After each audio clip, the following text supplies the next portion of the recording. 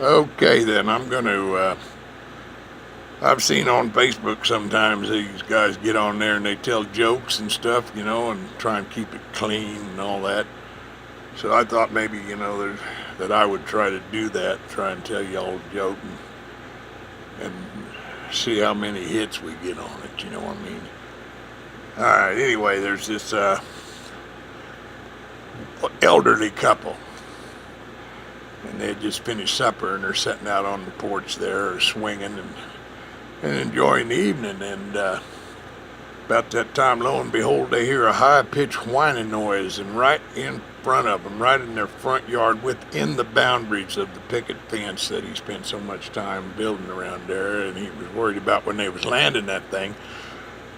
I mean, Ma was freaking out. Pa, he was kind of into Star Trek and some of that, science fiction stuff. So he was more, he was more calm. Let's put it that way. And this little UFO sits down right in front of him, and Pa's just got Ma's hand and telling her just stay calm, And lo and behold, this little door opens up on the side of it, and a little goddamn ramp comes down, and this little Martian comes waddling down there, and he says something in some other language they could not understand.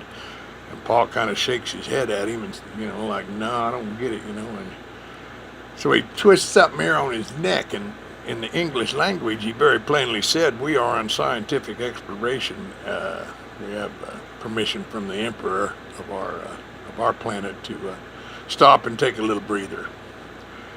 Well, Ma and Pa, and Pa, he knows all about these laser guns and phasers and, space cannons and all that shit. And he tells Ma, just let me handle this. So he says, why don't you come on in? He says, let's take a break in the house. And so they go in the house, and Ma fixes them all up a glass of cold iced tea with a lemon, I mean, nothing but the best, and she is still just speechless. So they get to business, and hell, they get goddamn kind of liking this Martian couple. So Ma and Pa put their heads together there, and kind of quiet, and decided they just asked these guys if they wanted to spend the evening, take a little break.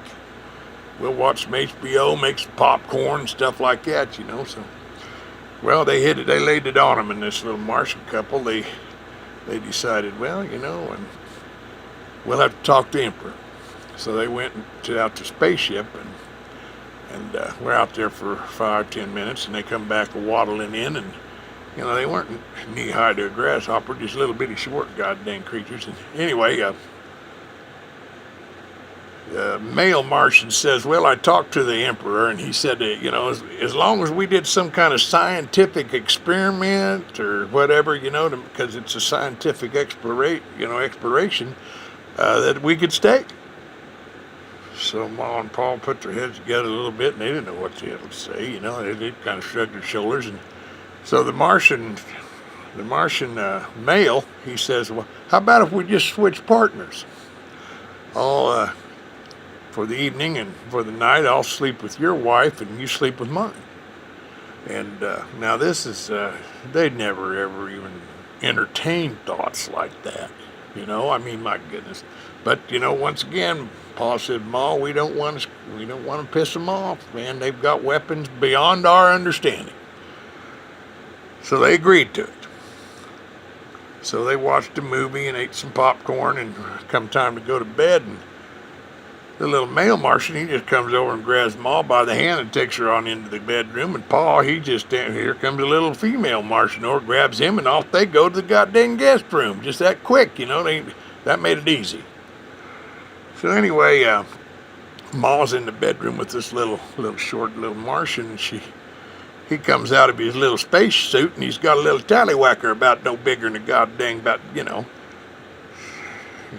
nigh on about an inch, Anyway, the Martian says, "What do you think of this, Ma?" He says, "This is going to be satisfactory to you." Well, as females will do. She caught right on. She said, "Well, Pa's is considerably bigger around than that one there." So he reaches up and he twists this ear over here. And I'll be damned, my little old tallywhacker just goddamn swelled up like a pork and bean can. I mean, My God, well, Ma caught, she knows what's going on now, and she says, and it's also quite, it's quite longer. So he twists this other ear over here, and hell, the little thing is just, hell, it come out there a good 12 inches or better, you know, and well, God, the next day they're sitting out there at the breakfast table, and the Martian couple, they'd already left and said their goodbyes, and they was awful quiet at the breakfast table, you know. Pretty soon Ma says, well, what do you think, Pa? And he goes, I don't know. Ma, how about you? What's your thoughts on this all? This is quite a bit to digest. And Ma says, oh, I can live with it, Pa. If you're okay with it. It wasn't anything I would have done other than the situation like it was. No one could ever know that was going to happen. And Pa says, okay, well, she says he was a gentle Martian. All right, Pa says, how about you, Pa? Ma says, really? How was your experience? And Pa says, well, all right, I guess, Ma, but he said, that Martian bitch like twisting my goddamn ears off. It's a long joke, but you know what? It's worth it. It's good. Go ahead and use it. You get some mileage out of it. You have my permission. Later on now.